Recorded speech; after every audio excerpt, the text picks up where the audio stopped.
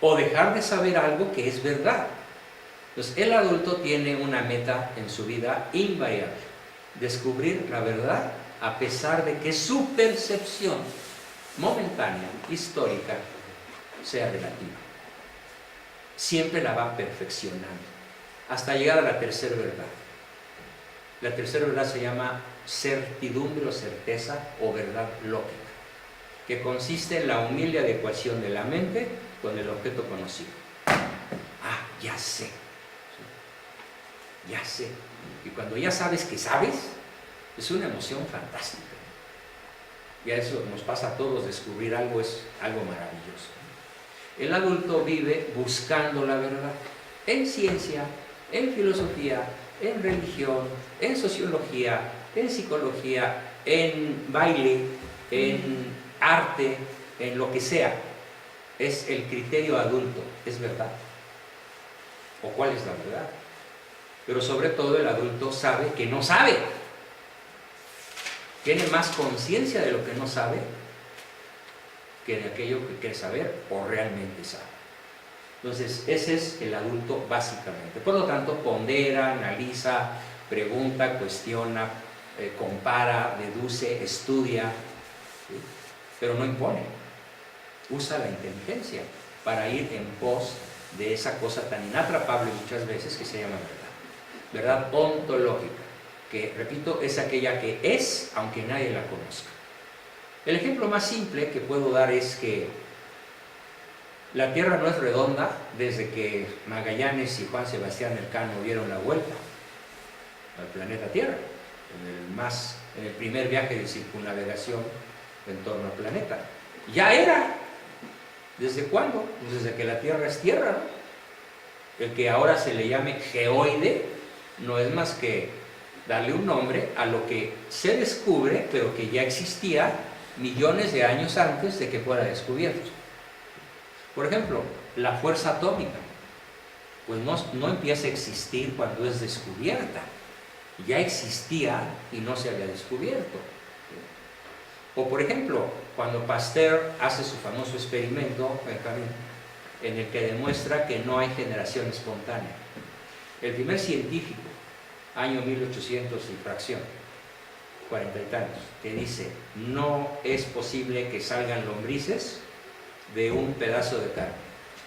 No es posible. Y se pitorrean de él y lo quieren destituir de la Academia de Ciencias de Francia porque, mire aquí, dejemos este bistec y al rato van a empezar a salir moscas y después gusanos. ¿Y cómo no? Claro, porque llegó una mosca y puso un huevo. Pero ahora vamos a poner un pedazo de carne sometido a un aislamiento absoluto, de tal manera que nunca llegue una mosca o una larva de cualquier otra cosa. Buenas tardes. Hola, adelante. Con permiso. Y entonces, las condiciones de experimentación que ha creado fueron tan rigurosas que demostró que de la carne no salen gusanos. La carne por sí misma no produce gusanos. Para que la carne pueda producir gusanos, necesita que haya larvas de ese gusano que vinieron de afuera o que ya estaban en la carne desde antes de ser encerrada. Pasteur echa por tierra de modo absoluto y perfecto y para siempre el principio del caos y establece lo que ya Aristóteles había dicho miles de años antes: todo efecto tiene una causa. Lo que va a buscar el adulto siempre es la causa, pero no solo la causa de las causas. ¿Qué hay detrás? Como lo planteó Benjamín desde su adulto. ¿Y Dios? Vaya, vamos, espérenme tantito. ¿Sí? Entonces, ¿cómo se llama el adulto en psicología? El adulto en psicología se llama carácter. Y lo vamos a definir como aquello que tú haces de ti mismo, por ti mismo. Benjamín hablaba hace un rato de que le gustaría mucho la filosofía y el baile. Son dos decisiones de él, de su carácter.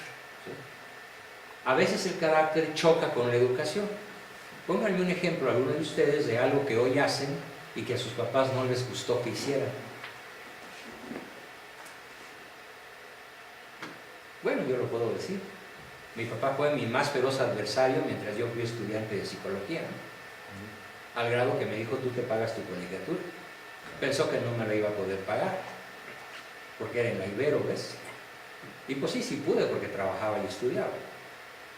Entonces yo, desde mi carácter adulto, tomo una decisión contraria a la educación recibida. Todos podemos hacerlo así. O bien, asumir cosas de la educación recibida que nos parecen esencialmente valiosas. Yo también puedo poner un ejemplo. Todo lo que es literatura, filosofía, arte, música, lo incorporé de mis padres y de mis abuelos. Y hoy son grandes pasiones para mí. Pero ¿por qué son más parte de mi carácter que de mi educación? Porque son decisiones mías. Porque yo dije, yo soy un melómano, un diletante de la música clásica. Y lo demás, como decía Napoleón, es ruido. Bueno, pero es una decisión mía. Punto. ¿Sí? Todos podemos tomar decisiones propias con independencia de la educación recibida. Chicas argelinas, chicas turcas, chicas rusas o varones que han recibido toda su vida el Islam o el mandato de la Guerra Santa y que un día dicen no. Hay una historia hermosísima que ilustra esto. Cuando fueron las Olimpiadas en Atenas, llegaron dos corredoras a pata. Una venía de Afganistán y otra de Irán. No se pusieron de acuerdo, pero llegaron juntas y pidieron asilo político en Grecia. ¿Cuál es su historia? Que ellas desde chiquitas se resistieron a ser utilizadas sexualmente por sus hermanos. Entonces corrían, escapando de sus hermanos, corrían.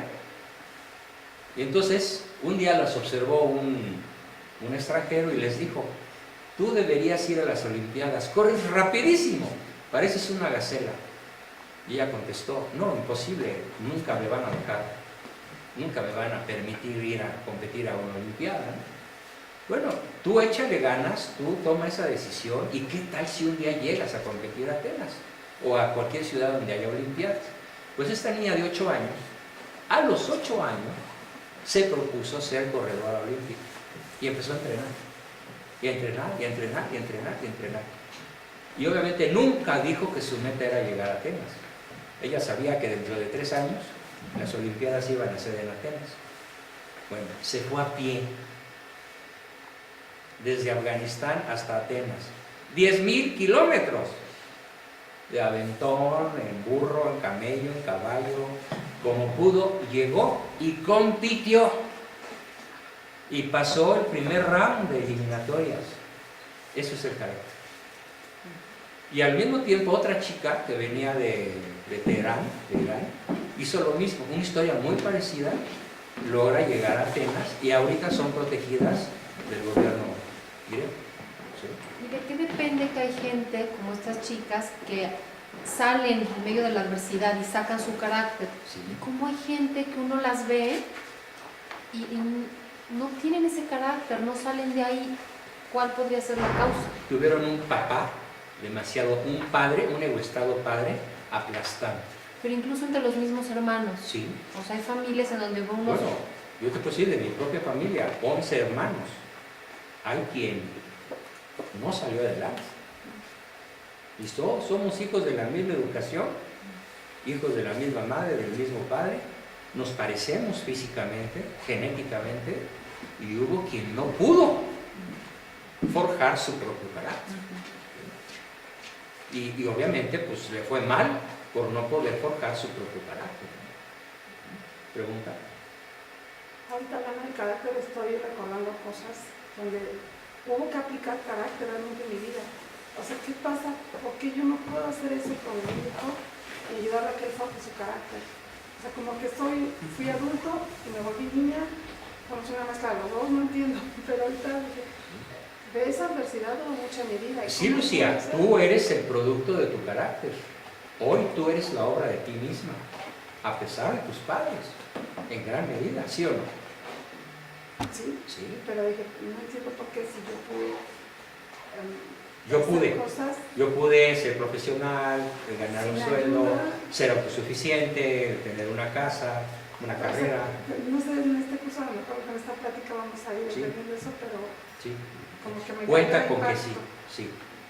No necesariamente lo que tú pudiste hacer por ti misma o en ti misma, lo vas a poder hacer con tus hijos.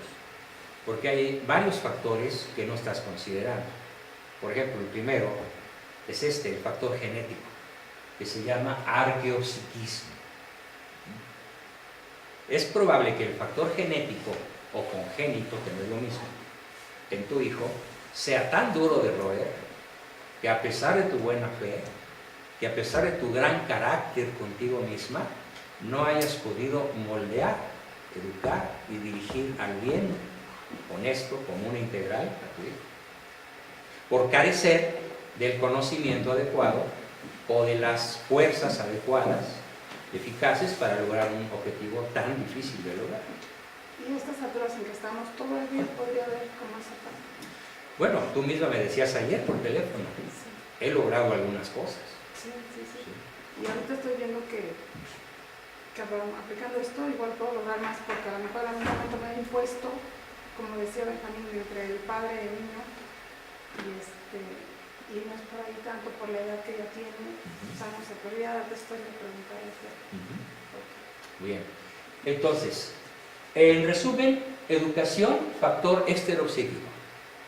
Carácter, factor neopsíquico. ¿Por qué neopsíquico? ¿Quién me dice por qué neopsíquico? Usted se imagina que querrá decir neopsíquico,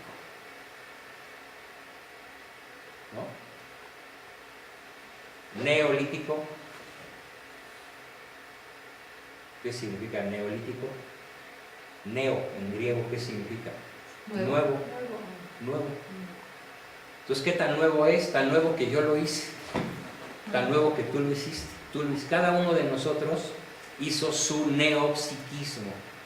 Es un psiquismo que no existía en lo que nos dieron. Es nuestra muy particular y única forma de pensar, decidir, vivir, creer, ser, etc. ¿Y por qué se llama arqueopsiquismo o factor arqueopsíquico? ¿Por qué? ¿Qué significa arqueología, arcaico? Porque viene de algo Antiguo. atrás. De muy antiguo. ¿Qué es lo más antiguo en nuestra personalidad? Lo impulsivo. Lo Puede ser genético, genético. el ADN. Lo que viene desde la primera pareja humana. Está en nuestros genes. Y como viene habiendo razas y unas se van a un lugar y otras a otra y luego la piel se pone morena, los genes se modifican, ¿no?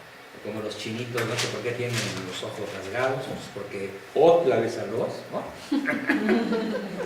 Entonces, a lo largo de la historia, los genes se van modificando, no solo en términos de raza, se van modificando en términos de capas sociales y se van modificando también en términos de estatura, color de la piel, color de los ojos, inteligencia, masa cerebral, riqueza de las conexiones neuronales o características congénitas como por ejemplo, ¿en qué resalta la raza negra? La fuerza. En lo atlético. Muy bien. Fuerza, que fuerza. La fuerza atlética, la fuerza muscular. Son buenos bailarines. Los grandes corredores de velocidad que necesitan pesar 100 kilos y correr como gacelas son negros o mulatos. ¿Sí? No tenemos en los últimos 80 años de Olimpiadas, desde Armin Harry, que fue un sueco creo, sí, un nórdico, desde entonces no hay un solo blanco que haya ganado una carrera de velocidad.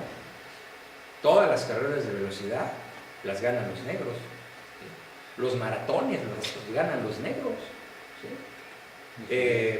Y así, por ejemplo, de hecho, la raza más privilegiada para jugar al fútbol es la nuestra.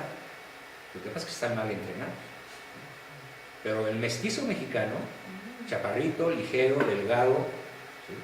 Tipo Hugo Sánchez, por ejemplo, unos 65, 58 kilos, morenito, mestizo, es la más apta para jugar ese juego. Y él lo demostró. Y hay otros que lo están demostrando, pero de forma aislada. El Chicharito. El Chicharito, por ejemplo. No, y hay varios. Si son 22, sí hay. Pero cuando los juntas, ¿por qué pierden? Son otros factores exteropsíquicos, otros factores exteropsíquicos que a pesar de y factores caracterológicos, que a pesar de tener las características raciales para jugar ese juego de la mejor manera posible, bueno, ahí está Messi, ¿sí? Ahí está Maradona, dos chaparros, ¿no? Y mestizos además, ¿no? ¿Por qué ellos sí pueden y nosotros no? ¿Por qué nunca podemos pasar al quinto partido? No está en los genes, está en el carácter y en la educación. ¿Correcto? Bien, este es el cuadro general de lo que vamos a llamar ego-estado. Cerramos con una ronda de preguntas para aclarar. A ver, preguntas sobre este tema. Como que antes de ver el cuadro, tú explicaste, o yo entendí, como que el mandar no daba resultados, que era como malo, como que no había que hacerlo. Puede dar resultados. Entonces, aplican restricciones. Allá va. Esa es mi pregunta, no sé si lo vamos a ver al Sí, rato, como en qué casos sí uno como padre incluso tiene el deber de mandar. Sí. Eso sí me gustaría, si más adelante lo puedes explicar. Sí. Vamos hacia allá. Muy bien. Es un tema obligado. ¿Cuándo sí y de qué manera procede el uso de la autoridad? Claro que hay muchas cosas que no sabemos. No las sabemos racionalmente y no las sabemos habitualmente. Es decir, no sabemos hacerlas y no las hemos pensado. Entonces, mi papel inicial es que las piensen y secundariamente que las apliquen, que sepan y quieran y puedan aplicarlas. ¿Alguna otra pregunta? Sí, sobre este ¿cómo cuadro? podemos...? Sí, José Luis, No. y luego Lucía. Ok, perdón. ¿Cómo podemos ayudar a los niños para que tengan un carácter? Bien, ese es el objetivo de la sesión. Súper buena pregunta. ¿Cómo forjamos en ellos la voluntad de ser su mejor versión? Sí. Fíjate, tú lo acabas de decir, así acertaste. ¿Cómo hacerle para que ellos quieran ser su mejor versión Lo potencial? mejor que puedan, claro. Hay 12 reglas cuando lo vamos a ver durante todo el día. 12 aplicaciones prácticas de qué procede a hacerse. Unas aplican en una ocasión, otras aplican en otra, algunas aplican siempre, ¿sí? Algunas aplican dependiendo de la edad, otras aplican dependiendo del sexo, o de las circunstancias, o de la inteligencia, o del temperamento. Pero lo más interesante es que la mayoría aplican siempre, para lograr que el niño sea la mejor versión de sí mismo, pero de forma voluntaria, no de forma impuesta. Como aquello que decían nuestros abuelos y a veces también nosotros, ¿no? Es que en mi familia tiene que haber una monja, y sopas, ¿no? Y en mi familia tiene que haber un sacerdote. Y órale. Bueno, eso me tocó a mí. Lo bueno es que yo me rebelé. Sí, yo me escapé. Literalmente me escapé. Como el el yo. primogénito. Sí, ¿Y el primero? el primogénito. Tenía que ser sacerdote. Y me mandaron al seminario. Dije, no, a mí me gustan las niñas. Yo sí me quiero casar. Yo sí quiero tener hijos y además vivo en un antro, ¿no? Es una experiencia terrorífica, ¿no? La que tuve estando en un seminario católico entre los 6 y los 9 años, ¿no? Pero forjaron mi carácter. ¿Por qué? Porque aprendí a defenderme, entre otras muchísimas cosas, ¿no? Entonces sí, eso es lo más importante que nos toca aprender a todos. Tú tenías una pregunta, Lucía. Sí, era muy de la mano, de que independientemente de lo genético, ¿cómo puedo hacer para forjar el carácter? Pero ya ahorita comento. Y ahorita que estaba explicando, dije, bueno, ¿y hasta qué edad? O siempre debe haber autoridad con los hijos, porque pienso que en alguna edad ya no aplica eso, pero de ser autoritario ya como padre con los hijos, porque van creciendo. Mira, ser autoritario, en el estricto sentido de la palabra, nunca aplica. Nunca. Ejercer la autoridad no necesariamente es ser autoritario. Ejercer la autoridad muchas veces es un artículo necesario para salvar la vida. Sí. del dependiente. Pero no estamos hablando ahí de autoritarismo, sino de una autoridad legítima. Pues cuando la autoridad es legítima, no podemos hablar de autoritarismo, sino de autoridad legítima y bien aplicada. Y eso aplica en cualquier momento, ¿no? Sí, universalmente la autoridad legítima es válida. Aquí en China hace 2000 años y en la prehistoria y ahora. Lo que es muy difícil es que el papá normal, común y corriente, aprenda a distinguir entre autoridad legítima y autoritarismo. Muchas veces los padres sienten o creen malamente que por ser los padres tienen derecho a mandar. Me obedeces porque soy tu madre. Y Mafalda le va a decir, y a mí me respetas porque soy tu hija y nos graduamos el mismo día. Tienen toda la razón. Se graduaron el mismo día. Bien, vamos a hacer una pausa y regresamos con, profundizaremos un poco sobre esto y luego nos vamos al cuadro de los 10 ego-estados, en el cual vamos a contestar muchas de sus preguntas. Bien, hacemos pausa. Sí. Oye, ¿tu marido se siente bien o qué le pasa? Que no regresa. Así es de repente. ¿Eh? Así de repente.